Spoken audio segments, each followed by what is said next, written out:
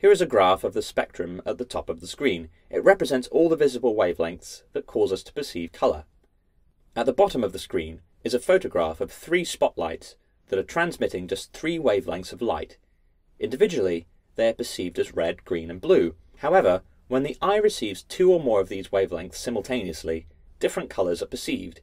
For instance, one wavelength that appears red, combined with a wavelength that appears green, can produce a colour perception that appears yellow. Again, I must emphasise that it is vital to distinguish between the physical theory of light and the conscious perception of colour. We suppose that yellow can be perceived either as a combination of 2 wavelengths, viewed as red and green on their own, or as a single wavelength associated with yellow.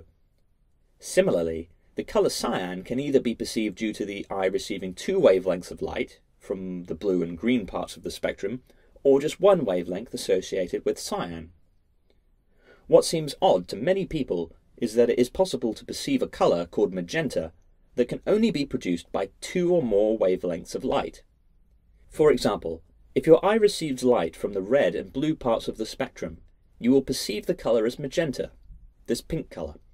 However, there is no way to reproduce this perception with just 1 wavelength of light.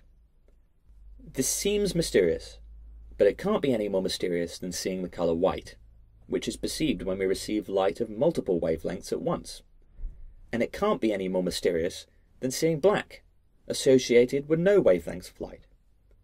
The confusion arises because people forget that colour perception not only depends upon the physics of light, but also the inner mechanisms of the eye and the brain.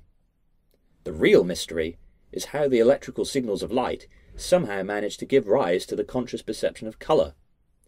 As the philosopher Colin McGinn has said, no one knows how the water of the physical brain is turned into the wine of consciousness.